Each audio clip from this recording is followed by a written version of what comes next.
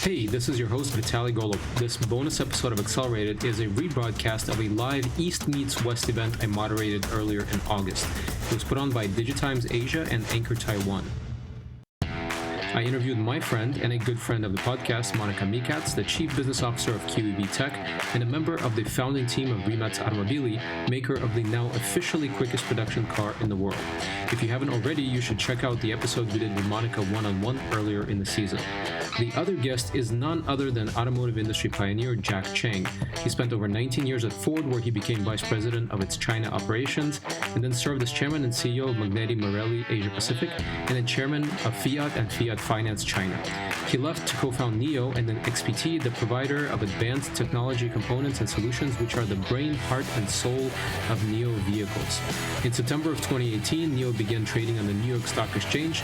Today, it has a market cap of $74 billion. In January of this year, Foxconn was able to convince Jack to come back to Taiwan to head up its MIH Alliance, an open EV ecosystem that promotes collaboration in the mobility industry. We covered a lot of ground on EV, autonomy, manufacturing supply chains, and much, much more. Here's my conversation with Jack and Monika. Welcome, Monika and Jack, and we'll jump right in. I'd like to ask you both, how did you get started in the automotive industry? Maybe Monika first. So my journey in the automotive industry started back in 2010 when I met Rimac, and he was just a crazy kid, who wanted to develop the world's fastest electric supercar. I worked before as a journalist, actually, and didn't know anything about the automotive industry. But I really liked his idea and I liked his spirit, so I decided to join the team. And basically all of us were, jumping without the parachute and trying to build it on our way. And company, of course, had ups and downs, but at the end developed in the big automotive player. At the moment when I realized, okay, Porsche came in, company is just going to get bigger. It was time for me for new challenges. And that's when I joined QEV to become a chief business officer. So now it's been more than 10 years in the automotive industry for me.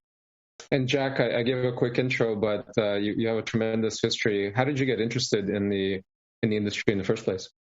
Thank you. Thank you, Vitaly.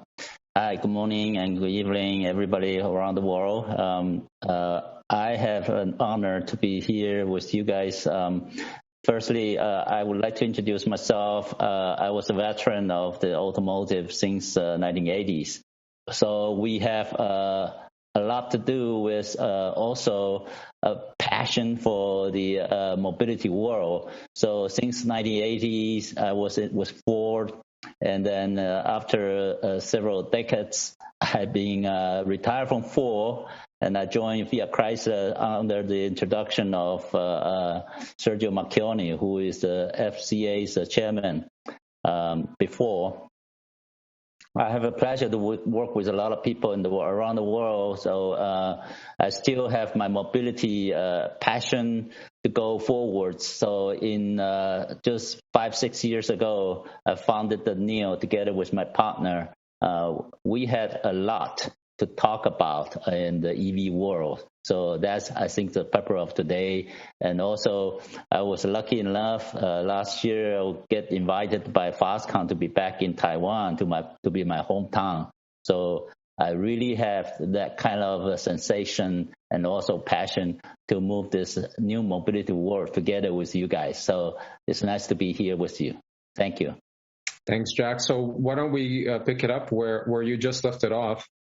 What attracted you and inspired you to come back to Taiwan to step into the CEO role of the MIH Alliance? Well, firstly, Vitaly, it's all about coming back home, where you see Taiwan is a beautiful island. As you know, you have 2 kids also from Taiwan. We love this island, and we want to put our passion into it, particularly in the new generation. How do we inspire the new generation to be more mobility oriented? there's a lot of people now under this new situation of the worldwide pandemic. They need to mobilize themselves. And I do believe with our EV concept and also our open platform concept, we can get a lot of talent to be able to jump into it and develop together with us to create a better world for our next generation. So that's all about coming back home. Not a bad thing to do. Monika, you're now Chief Business Officer at QEV. It's not a title that every company has. What does a Chief Business Officer do on a daily basis? And considering your business is very global, how do you find a common language with all of your global customers and partners? So in every startup, I would say that even if you hold a certain role, you need to wear many different hats. So, of course, in QEV Technologies, we are 130 people. For the automotive industry, that's really a startup. And I need to do whatever is necessary for the company to succeed. But as a chief business officer, my main role is to coordinate with existing shareholders, to do all of the fundraising and all of the relationship with investors, and also to do all of the business development for the company. And as you mentioned, I frequently work on different continents, from our clients and partners in Asia to our clients and partners in America. So I had to learn, beside, working late hours or early morning hours or in the middle of the night like I'm doing right now, I had to also balance different cultures, learn a lot of different customs, adapt to that. And I always like to say that you actually work with people, not with companies. So that's my key mission, to think in my head and always trying to balance and learn how to work with the different cultures. And definitely it would help out if I know Chinese. I think that would make me a billionaire probably. But I didn't start to learn it at a proper age, so it's really hard for me. I'll let you borrow my daughter. She's fluent and she can be a translator. And I know you're going to teach your daughter probably Mandarin as well. Definitely. So the automotive industry went through a couple of shocks in the last year and a half or so. First, the pandemic shut down the automotive industry completely. And now we're getting some side effects of that, and we experience disrupted supply chains, delays in various important components. What will it take for us to get back on track and recover as an industry? Jack, maybe you first. Sure. I think that the whole pandemic hit is really happening for the last almost 2 years now. We are experiencing a lot of issue, particularly we are all locked down at home. So there's not too much of a mobility activity that you can do. So I would believe that to recover from a new angle, if we are moving the so-called the lockdown environment into the car, isn't it the better approach that people can be actually counting the quarantine time as part of their 14 days or 21 days? When they are tired of being locked down for 7 days, they can go into their car and then give it a drive. It's still being counted as a part of your quarantine period. Isn't that wonderful? So I believe there's a lot of things that we can do after the pandemic to make the mobility world more livable or even more agile for people who are interested in doing this, particularly in the digital health period. You go into the car, you get your heartbeat, your pressure, and everything from the sensor, and then you make that environment as part of your digital health environment. So I think there's a lot of things that we can do, and then we can recover from that angle. What about that, you think, Monika? I completely agree with you. And I also think that we are not going to recover in a sense that we are going to come back to the same as it was before. So definitely we are going to experience a lot of different changes, and we all have to adapt for what is waiting for us, because most of the time we were expecting, this is going to pass in a couple of months, this is going to pass, but it will last much longer than we are expecting, and we need to learn how to live with the new situation, how to work online, how to have conferences online, and as you said, maybe even having conferences in the future in our vehicles, in our cars. So reshaping totally. Now, one possible positive effect of the pandemic-related manufacturing shutdowns has been a big jump in EV market share, because as all the supply chains are coming back, they're certainly not going to be building for the past. And electric vehicles are very much obvious and no-brainer now. Now, are we finally at the tipping point of electric vehicles? How do we get beyond just the 5% of sales? That seems like a big jump up to this point, but we have a long ways to go. What needs to happen? Well, let me go first. If this is early stage of the EV scale up, mainly because it's driven by the regulation and also incentive at the moment. There's a new announcement that from US side also to get the EV going. But I firmly believe once you have the EV experience, you're not going back to the combustion engine. And it's a different world, because not only from the environmental point of view, but also from the user experience point of view, there's a lot of things that you can really touch and feel. And then EV, if it become a smart EV, a smart mobility, then it's a totally different world. So I think that the experience that can get all the customer is a one-way street. They never come back to the combustion. So that's something that I think, if you ask me whether there's a hockey stick point, that I wouldn't say an exact year, but at least 3-4 years time, when the combustion engines, the fuel consumption, and also the operating cost is really more than the EV, then there will be a tipping point there. I also think it's actually... I think it's really a perfect moment for the shift to happen, because people were not spending too much, people were not moving, and people really want to buy new cars, move forward, and it's a right moment to give it a push for electric vehicles. Considering Croatia, where I'm coming from, it's a small country, and the car sales dropped heavily in 2020. Basically, nobody was selling cars because nobody was moving anywhere and nobody thought about buying car. And now in 2021 beginning, government gave 14 million euros of subsidies for electric cars. In 2 days, people applied and got, all of the subsidies that were possible to buy cars. So in basically 2 days, you had higher car sales and electric car sales than you had it in the 2020.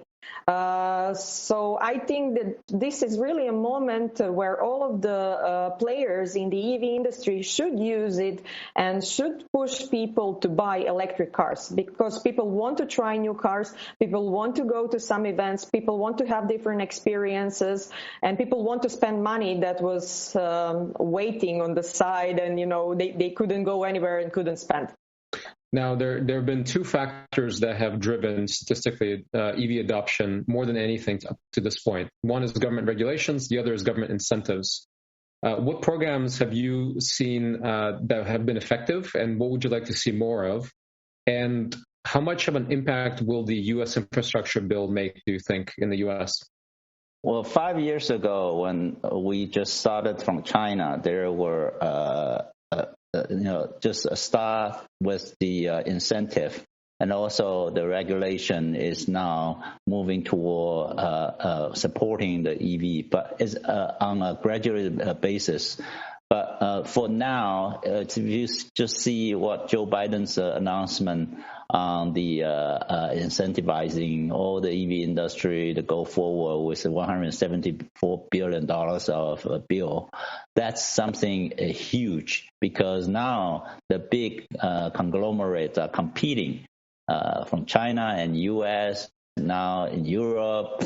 Everybody is trying to do something differently. So I believe that from that sense that we have a chance to move forward, because there's a lot of things that all the regulation do is just sparkling all this, and later on the consumer was gonna do something about, with all this incentive, they will be moving to user experience, user interface, and also gaining that experience and creating the pie bigger. And once that pie is bigger, when I was in the automotive industry, we always say product is something that drives the whole requirement. So I believe that there's a lot of things that we can do to make sure that the increase of the EV and then spread into the whole bunch of a smart mobility world. For me, the perfect example how to do it is actually Norway. And if you look at Norway in 2020, EV sales of light vehicles was 54%, while in US that number was only 2%. So there is a huge difference for the US to catch up with all of the efforts that, for example, Norway was doing. And in Norway, at the moment, you could say that EVs are already mainstream.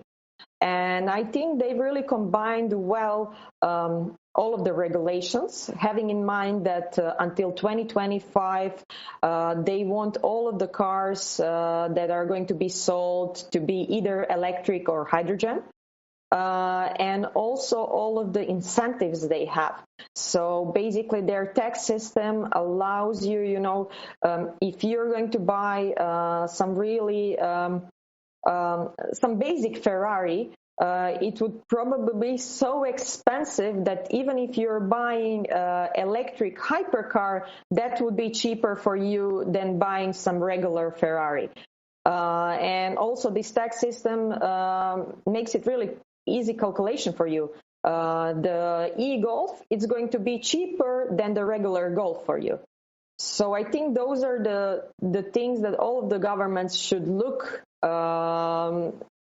basically do the copy-paste of what Norway is doing and push people for it. Yeah, it's really about bringing that cost of battery to under $100 per kilowatt hour and getting the cost of the EVs below the cost of the internal combustion vehicles, and then of course the government doing their part with incentives to push the scales of the economic scales a little bit before that.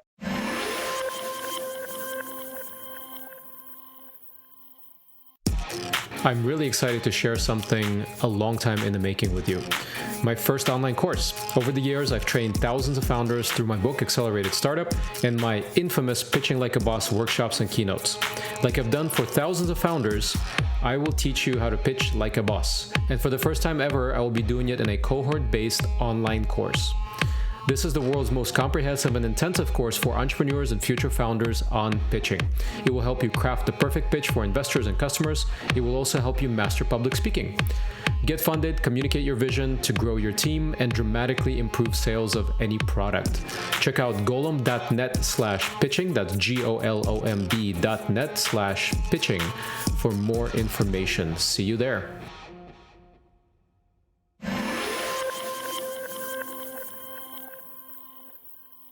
Now, Monika, QEV has chosen to focus its efforts in large part on electric buses. Talk about the market in developing and developed countries and the impact electric public transportation will make.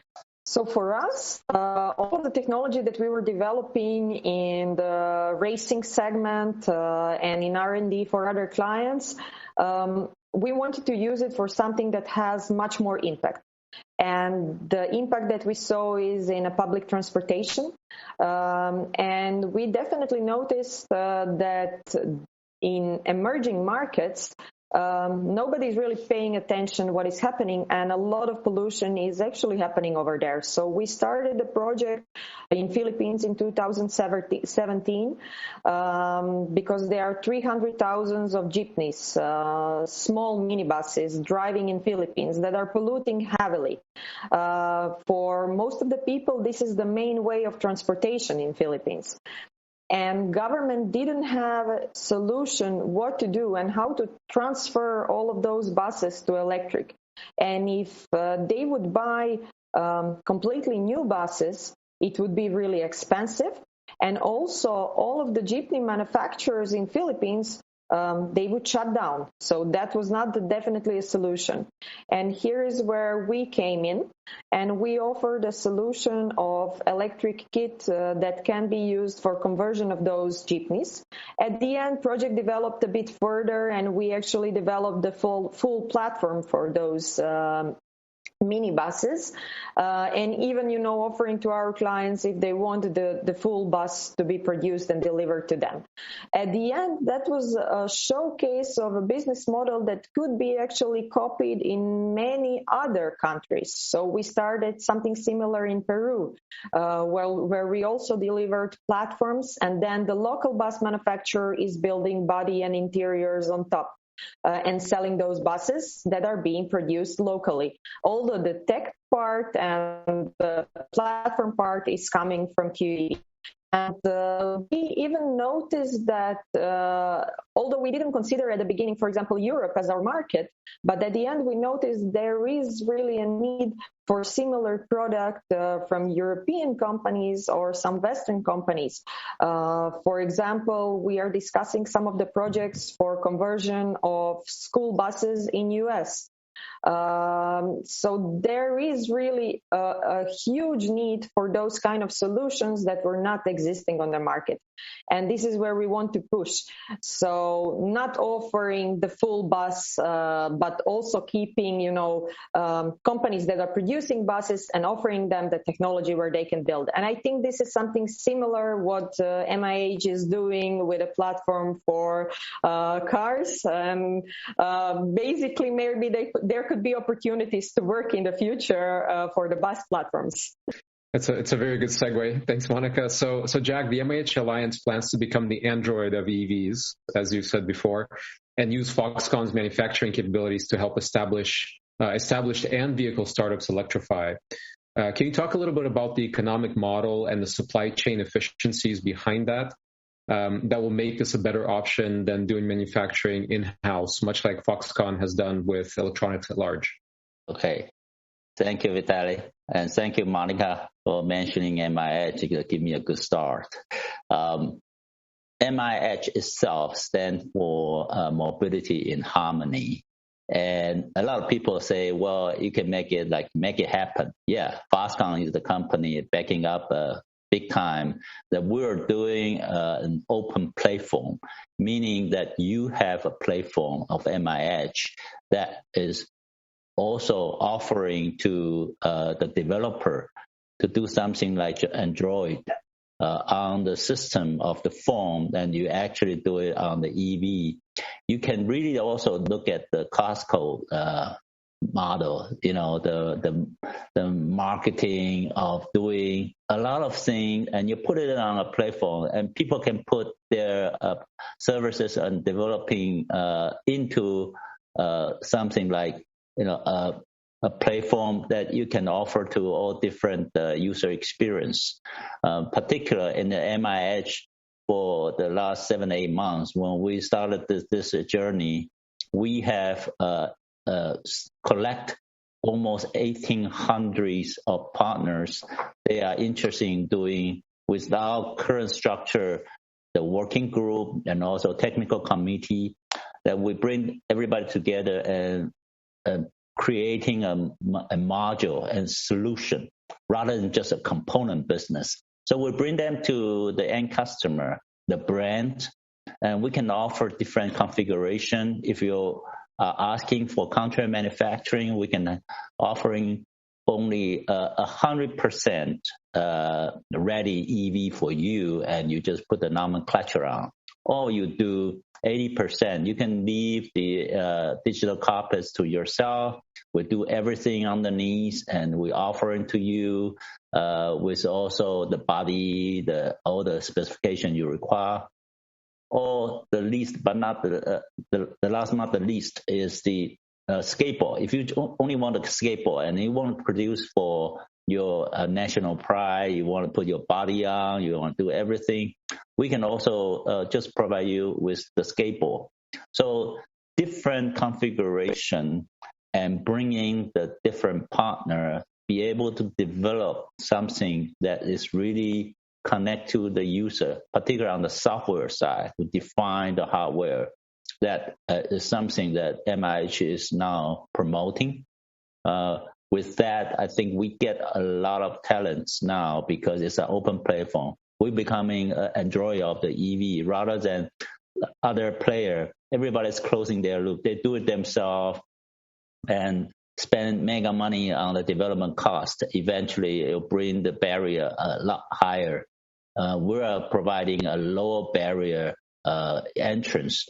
So anybody, including the tech company, they can becoming a manufacturer or the provider of the EV for their brands. So this is a new concept. I think everybody is trying to think whether we have a chance to becoming the Android of the EV. And I do believe this is going to be a vision that we can accomplish.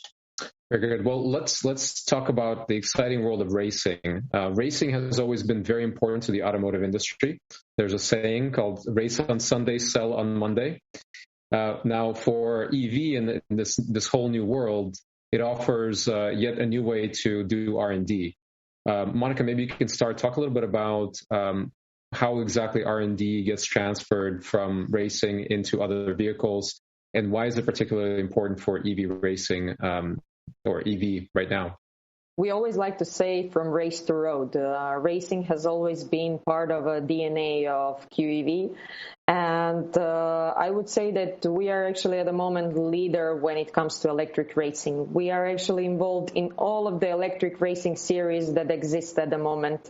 In some of those electric racing series, we are just, acting as a support team for development of new technologies. And in some of those, like ERX Rallycross Championship, we are producing all of the cars and organizing the whole championship. And we consider that racing, especially with electric cars, when you consider, for example, Formula E. In the Formula E, you have all of the same bodies, but teams are able to change certain parts of technology for every season. And this really allows to all of the manufacturers that join to develop new technologies that could easily be applied then later on in the cars that go to road. And for us, this was really a platform to develop new technologies that at the end are applied even in the mass market products like buses. Maybe you would say it doesn't make sense. You're developing something that is high performance, but with engineers that are working with crazy deadlines, have to be creative, especially, for example, with us, we were always a team that had like smallest budget, so we had to be really creative. And this is, I think, where the best ideas are coming from that can really be applied in the mass market products. And Jack, you were also involved through NIO's Formula E team. You were also involved in racing about the same time that QEV was. So what experiences did you take from that? I was surprised, Vitaly. I was told by Monika, she was there in Beijing for the first racing, and I was there to just promote our NIO Formula E team. At that time, we called ourselves Next EV. The Next EV team actually hired, Nelson Piquet Jr. as our first championship winner. So we set our goal. Everything we started with the brand, we need to be in the racing, just like Ferrari, right? So you got NIO in the first year. Our goal is to get the championship of the racing. We got that. And then the second year, we go with the supercar, which is the EP9. We have this 1,000 kilowatt, which is about 1,360 horsepower of animal that driving on the racing track, and then gain a lot of attention. So actually, we launched that in 2016 in London, and was a success. And 2017 would be our first EV, and then 2018 we go to the IPO, as you mentioned. So we set the goal very clearly, and it's all about building the brand, including the IPO. You expose yourself, and you make sure that everybody's understand where you're coming from, the racing track to the reality of the mobility world. Everything went through the severe environment were becoming more available and also applicable to the real world situation. So I think we still have that passion, and not only about the rock and roll, okay? It's about you have really something you love and you like, and you can turn that into reality. And I need to point out one thing. At the first season of the Formula E, the Next TV team, the team principal was Adrian Campos, our partner, and actually also our CEO, John O'Roos, was behind running it. So we are really proud that Next TV, later on NIO, won the first season championship with Nelson Piquet. Yeah. See, when we talk about all this, we all get excited, right? Vitaly. So I think we should talk about this more. And in particular, we have all this celebrity and everybody, the young boys are coming, young girls, everybody dancing. So it's a different world. Yeah, we'll see if Formula E takes over Formula One at some point in the near future.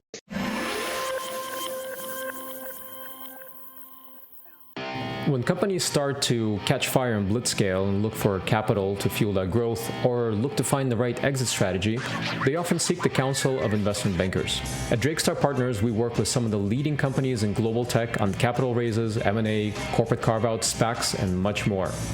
And we're pretty good at it. Our team of over 100 technology sector experts across 9 offices in 6 countries is comprised of not only career bankers, but experienced executive venture investors and technologists. Drakestar Partners is the #1 ranked and fastest growing mid-market investment bank across the US and Europe. While I focus on mobility and energy transition sector, along with all things Silicon Valley, my partners from the Pacific to the Atlantic and around the world lead in software, media, communications, and everything in between. Learn more about us at drakestar.com.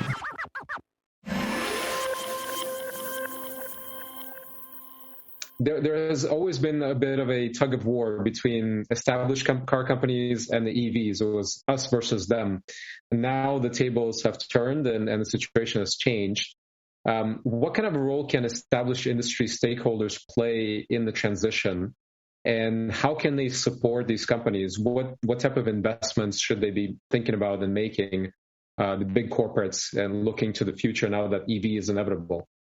Maybe, Jack, you can start on your side. Okay. I think that there's a lot of movement that we believe that the traditional guys are also doing. They're embracing the new company. They even acquired the new company. Some new company guys also moving forwards with cooperation with the mainstream OEM. So the investment coming into it is really huge right now. I believe that also the technology giant, you name it, in California where you stay right now, Vitaly, everybody is moving toward and making sure that they are part of this autonomous drive world or even mobility world. And it's all about also how do you get the chips available, as you mentioned just before, the supply chain issue of the chips. Really, how do you make your brand, is available to drive this future mobility? And I believe that the investment will be threefold. One is in the software. Second, in the electrical architecture, and then the last but not the least is the chips. So these investment will come in big time and then bring everybody together, rather than OEM competing with the new startup and then trying to kill each other.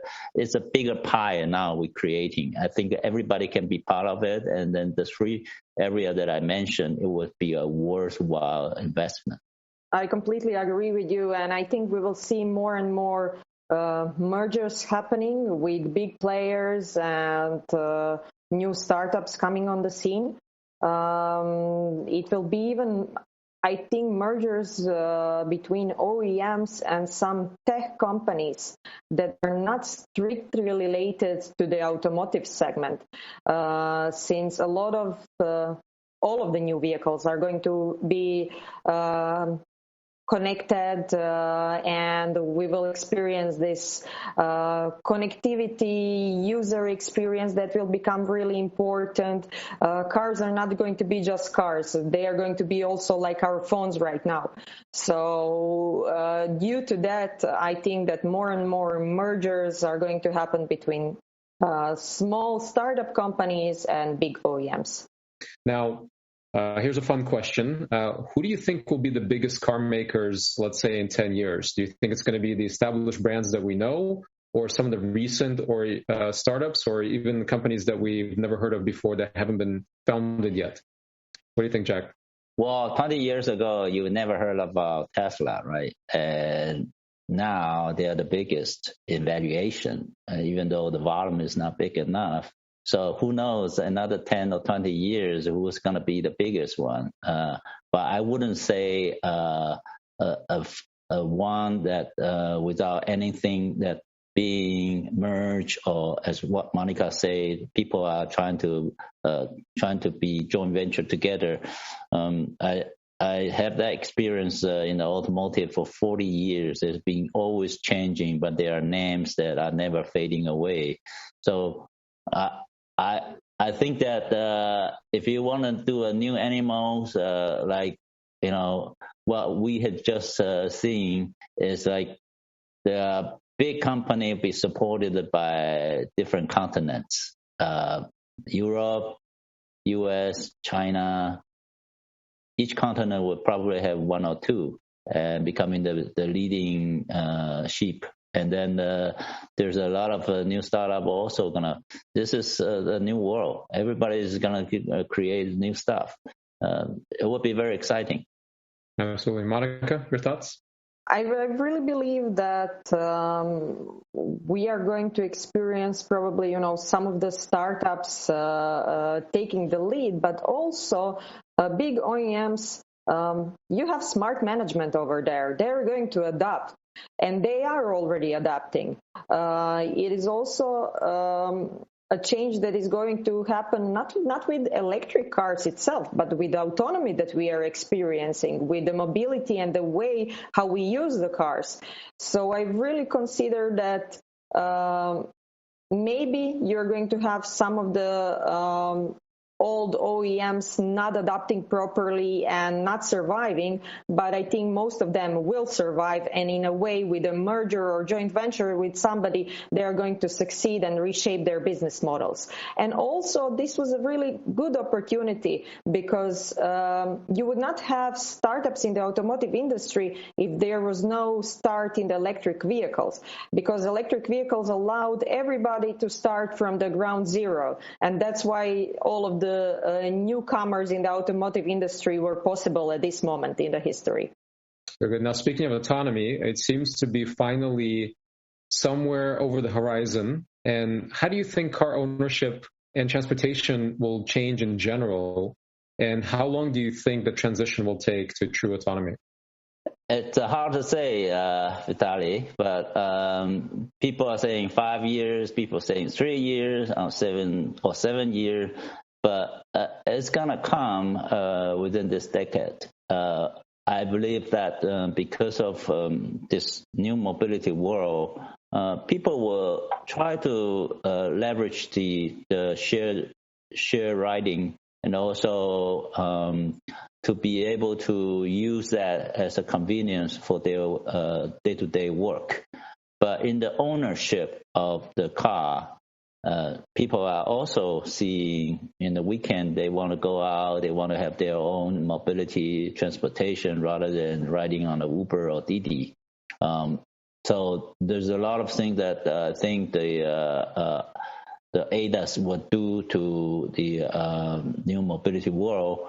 But if you ask me the specific years, I don't have that number. But if you ask me whether it's going to come in, definitely it's coming. Just like 5-6 years ago, I know EV is coming. And people say, are you crazy? Is this not going to work? But hey, it's here. So it's going to happen. So we're going to make it happen. I think autonomy will happen gradually. Probably it will first happen that, you have closed cities, city centers, and then, you have only autonomous cars driving over there. I believe that to really experience this full autonomy and seeing it happening in many different areas of the world, we will need at least 10 years.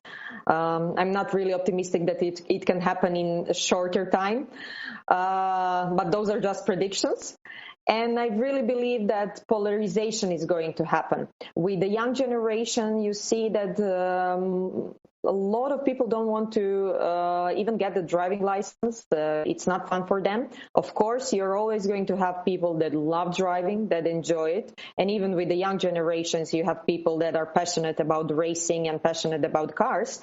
So I believe that people will want to have cars. Probably,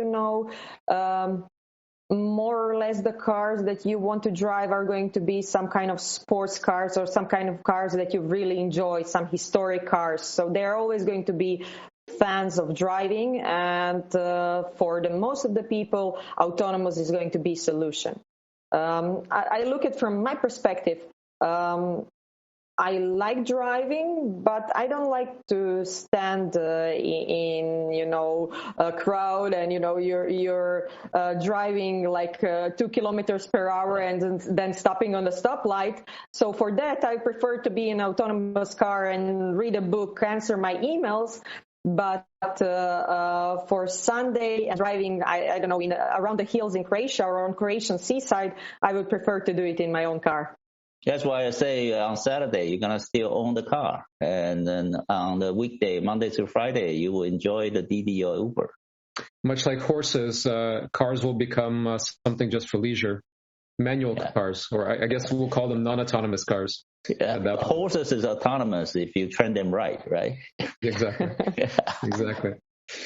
Well, I want to do a quick lightning round. I have a few quick topics that I would love your responses to. Very short, how long you think it's going to take and how important you think it is. So we'll start. So maybe go Jack, Monika. So starting with Jack, solid state batteries. All right. You hit the right stuff. Now it's coming in the next 2-3 years. And how important is it? Oh, it's so important. You got to hit one charge. If you're going to go 800 kilometers of mileage, you got to have solid state. Monika, your thoughts? So definitely solid, but I'm also not sure, will maybe graphene be a next big thing. So I think that we are going to experience, not maybe in the nearest future, but in the next 10 years, we are going to experience some more improvements in the battery segment. And beside the solid state, maybe it will be graphene or maybe something else. Okay. Fast charging. Fast charging is good to have, but most of the people now, if they can get a cup of coffee and then get it all down, fantastic. If not, put it at home. You don't drive over 100 kilometers. 80% of people don't drive over 100 kilometers per day. So, nice to have. I think with fast charging, we are almost already there.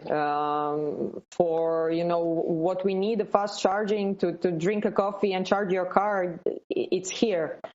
So great opportunity, but as Jack said, you can charge your car at home. Okay. And is battery swap even a relevant idea anymore? You're talking about my baby, Vitaly. I know. Battery swap, we learned from the Better Place story before. Battery swap help sell more cars is a unique selling point. And then also it's people buying it is not just because of convenience of within 3 minutes you can swap the battery. It's wow, it's so cool. And people go there and then experience that merchandising model.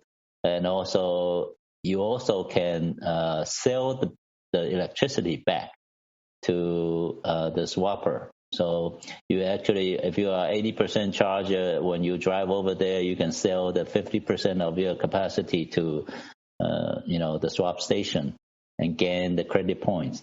So this is cool. And I think that's something that you can help selling more car. I think it is a cool point from the marketing perspective, but I'm not sure with the improvement in the battery cells, will it be so attractive in the future? I think GoGoRo is the only one that's done it at scale, really, up to this point. Yeah. Now, hydrogen. It's hard to build a hydrogen station. It's a huge investment. You need government huge support. And compared to the BEV, if hydrogen operating cost is competitive, that's going to come in as a parallel competitor to the pure electrical. But at the moment, I didn't see it flying yet.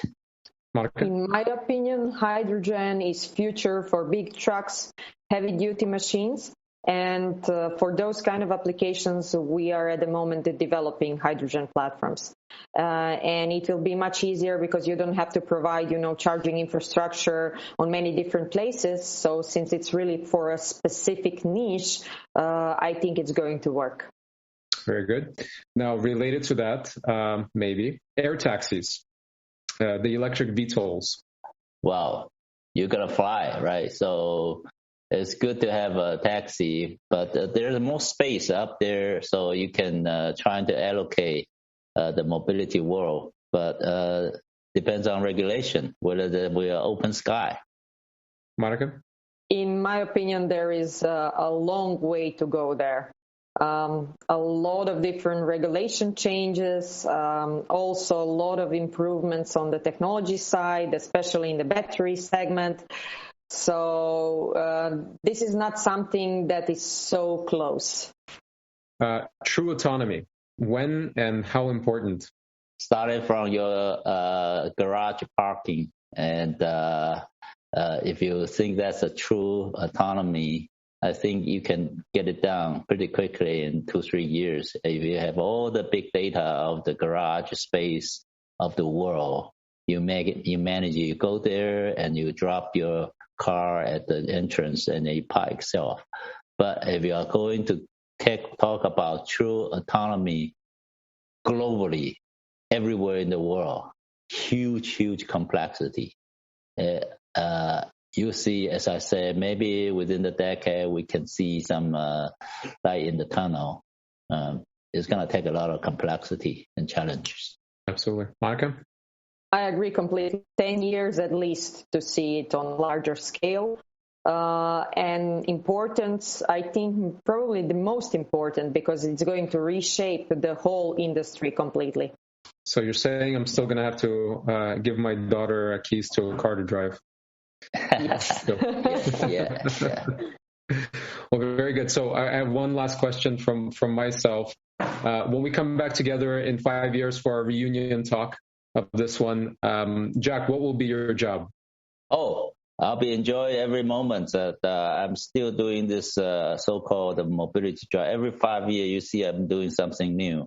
And I want to enjoy every moment that I have with the new generation. I think there's a lot of things that we can explore and help inspiring the next. So another mobility job, but it's going to be the same thing, helping the next generation. Very nice. Monika? So my goal is to really make a difference and change life of many people.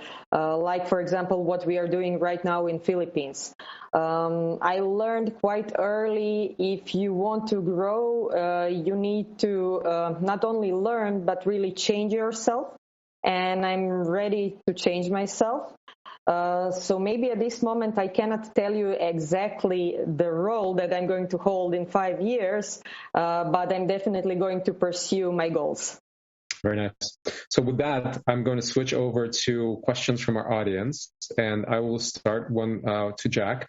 We saw that Foxconn recently announced a mobility fund with one of the major financing holding companies. Is it a plan for Foxconn to invest in the mobility space?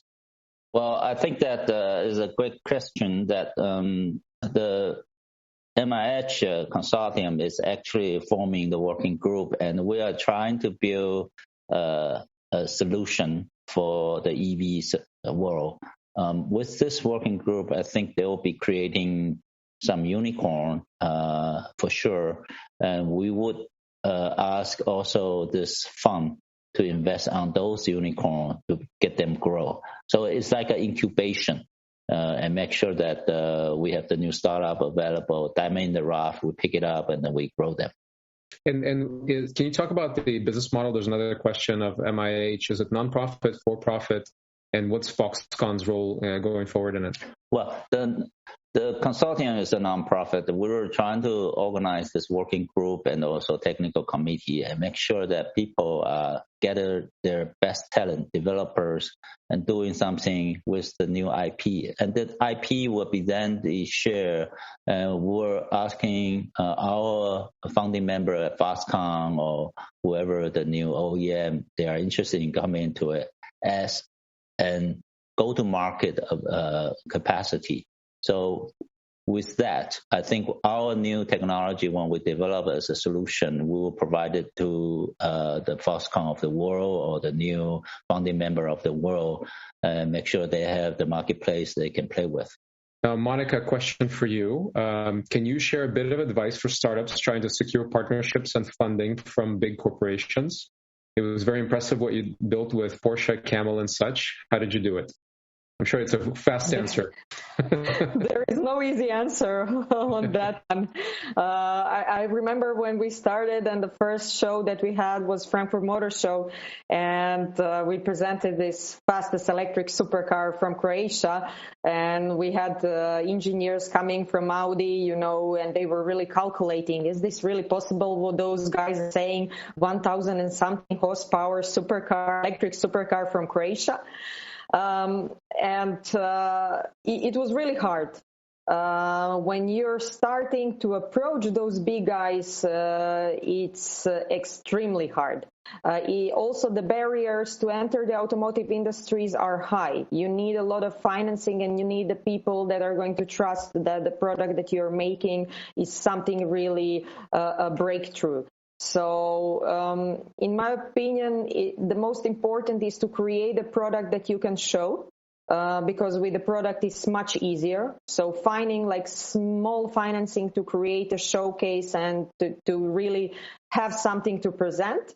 And then a lot of networking, a lot of knocking on the doors to really be able to even pitch your idea and present what you're doing to big guys. Now, Jason asks, maybe Jack, back to you. When can we expect a real breakthrough in battery tech? Well, there's always a breakthrough every year, as you say, that there's a energy density increase and trying to hit the road, with the new technology. And I think that as we talk about the solid state and all the graphite technology, I think every 2-3 years, there's a upgrade.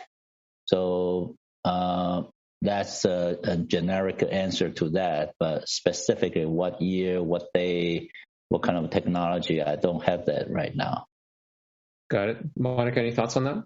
Somebody who comes with a breakthrough, it's going to be an ex-Bill Gates. So this is going to be something revolutionary. And honestly, I'm following, as Jack said, Every year you have something new, some new companies coming out, but nothing was at the point to really be on a mass market level and to really be able to produce in larger volumes. Okay, Monika, you mentioned this before. This question comes from Robert Brown. Norway is often used as an example of successful mode of electrification, but the U.S. is not Norway.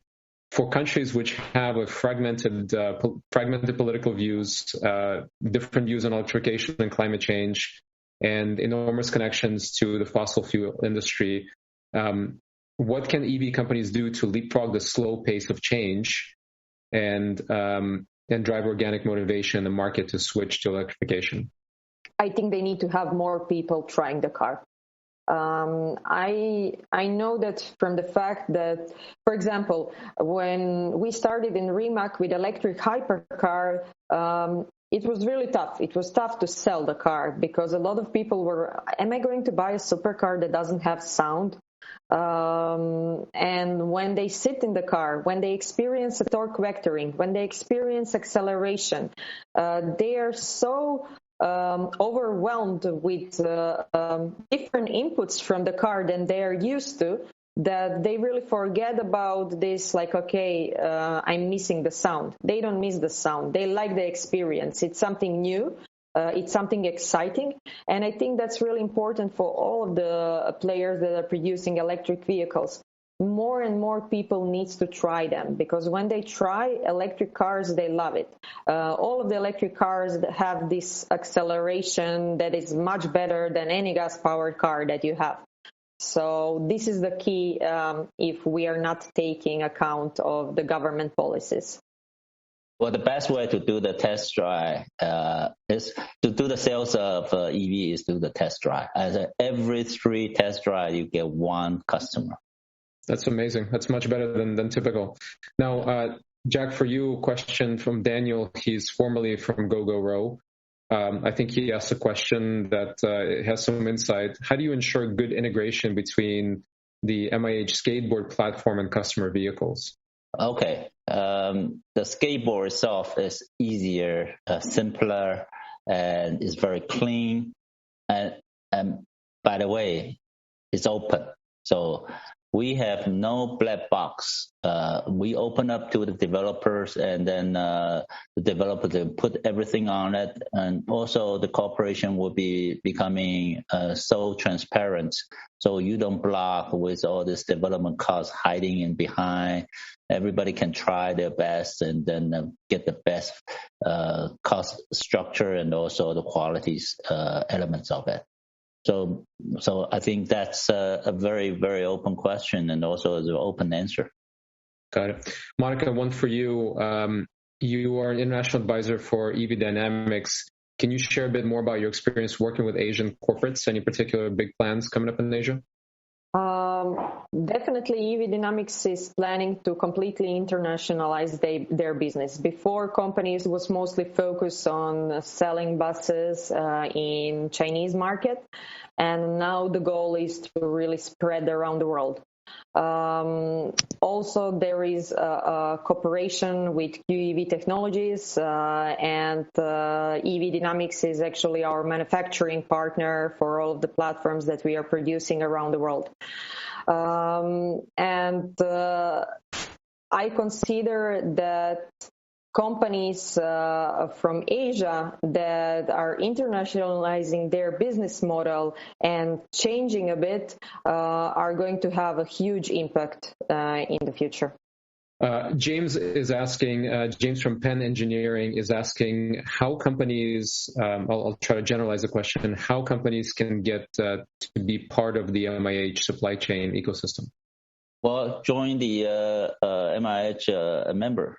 And then when you register, we will start to evaluate and see whether you can be qualified in the working group. And also, if you are a contribution member, that means you will be actively participating in all the technical discussion. We'll make it part of the family. And then we want to also make sure we can create a solution for the end customer. And a question from Jesse, maybe for both of you. With with all the global pressures and the political changes, do you think that EV supply chains are going to get more localized and kind of reverse from the global supply chain that we've seen in the past couple of decades? Monika, you want to go first? I think that's would be really hard to localize, especially when it comes to, for example, battery cell production. Do you really think that, battery cells are going to be produced locally in different countries? I don't see that happening.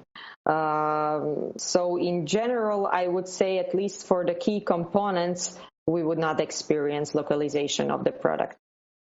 Well, I would think a hub and spoke kind of an approach will be happening. With the hub, that you got the R&D, the development, and also the key component will be centralized. And then with the arm to the hub, that every spoke, if you are creating in US or in China or in Europe for those things, and you put it assembled together and proximity to your customer. So I think still there are ways of restructuring the supply chain, particularly when the battery and also for the motor and so on and so on. Definitely chips is another thing. You won't be able to provide the chips manufacturing everywhere in the world. You need a central hub to do the chips, and then you supply to the different locations. Now, somewhat related to that, there is some consolidation in the IC market over the last few years. Do you have fear that somebody manages to corner the automotive IC market and there'll be more problems like we experienced today with chips? Well, today's problem is more with the mainstream chips rather than the high tech, the 5 nano or 7 nano. There are evolution to the new world of mobility, and I think there will be capacity built for the world in the next 2-3 years.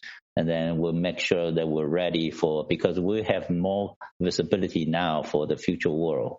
Now we can really build the capacity around the world and make sure that we don't have the same issue as of today. Monika, any thoughts on that? Agree completely. Now, there are other opportunities besides hardware. This is a question from Venkat. I'm going to try to paraphrase it and generalize it for you.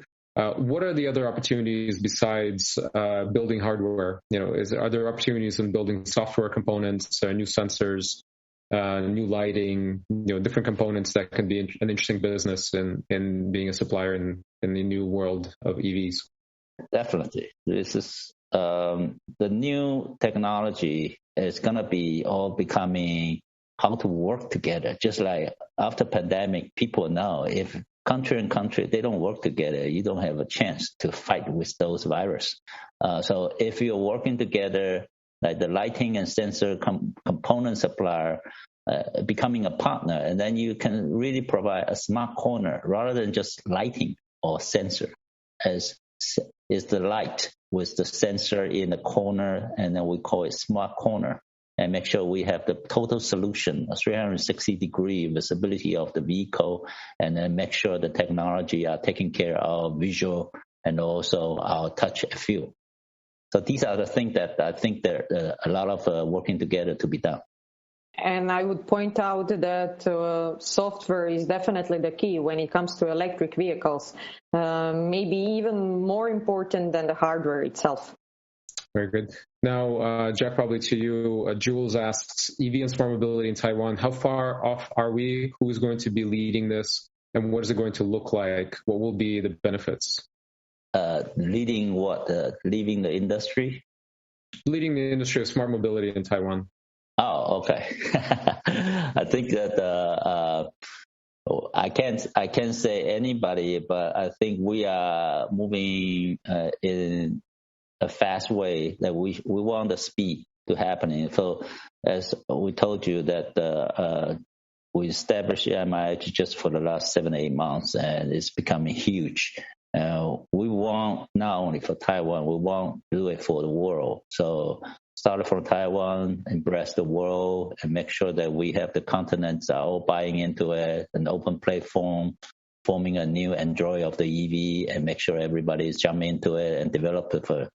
We want to get the world's talents to do that. Everybody can do that, and particularly with the software work from home, we can get all the talent working on those things for the EV worlds. Now, Joanny asks, do you think that the acceptance of EVs is already there from consumers? Is there anything else that the car companies can do to create more motivation, considering that they're still more expensive than internal combustion cars? Monika, you want to do that? I think we already answered partially. So what companies can do are test rides, a lot of them. And I consider that more and more people really want electric cars. Now it's just a question how many can afford at this point those electric cars. I think Elon Musk said once when he was talking about demand for Model 3 that just people physically don't have the money in their wallets to. They want the cars, but they couldn't afford them. Now, automotive companies like Tesla, like NIO, have been leading the charge on charging. And do you think we're getting to a point? This is a question from Peter from YPro. Are we getting to a point where the market conditions are right for energy companies to take the lead in building the infrastructure now? Well, I think we're in the early stage of engaging the grid, the power grids, and we started to have the concept of doing the solar city for different countries. So the industry leaders, particular with the charging and also the national grids corporation, we will be able to do an energy storage company or energy storage system for a different country and make sure we leverage the best green energy and with the big data, make it a splash. That's also very good for the next generation because we will see a lot of carbon index being identified and then make sure that everybody contribute to it. And I would like to point out that companies that are, producing electricity, they are sometimes the one to push for electric mobility. So we have a case in Peru where a company that is main supplier for the electricity was actually the one to first push for 2 electric buses being produced with our platforms in the local bus company, because they see that they need to build the charging infrastructure in the future, and they need to make also this push to electric vehicles. Very good. Now, here's a couple of fun questions as we're nearing the end here.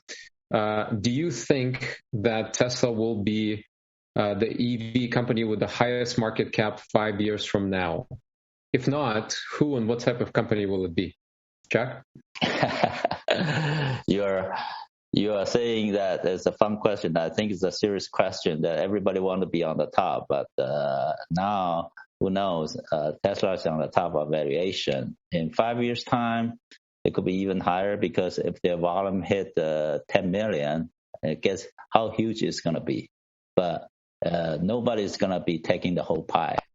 We are actually competing each other, and we are creating more visibility of the world that can do the EV.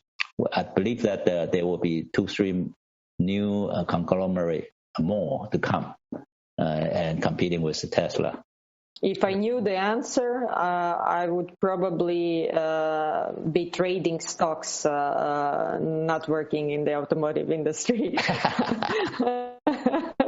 It's my job. But I agree with you, Jack. I think there will be more companies on the top, not only Tesla.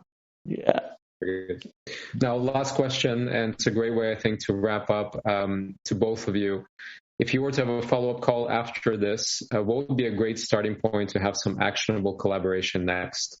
If we have a follow-up call, we want you to join the MIH and then be part of the family. Let's do something together and make it happen. That's it. I agree completely. So I think that we can be a client for MIH because we are constantly looking for platforms for our clients who want to develop, for example, electric SUVs, but there is too high investment to develop platform on their own. And on another side, maybe we could potentially collaborate with electric bus platforms that we are developing. And for the future, MIH could supply even bus platforms, not only platforms for cars. You got it. Excellent. I think there's at least one deal that's going to come from this event. You just listened to a special bonus episode of Accelerated recorded in August of 2021 with Monika Mikac, Chief Business Officer of QEV Tech, and Cheng, CEO of the Foxconn MIH Alliance. If you enjoyed this episode, don't forget to give it 5 stars on your favorite podcast platform and share with your friends. See you on the next one, and in the meantime, you can always find me at golomb.net.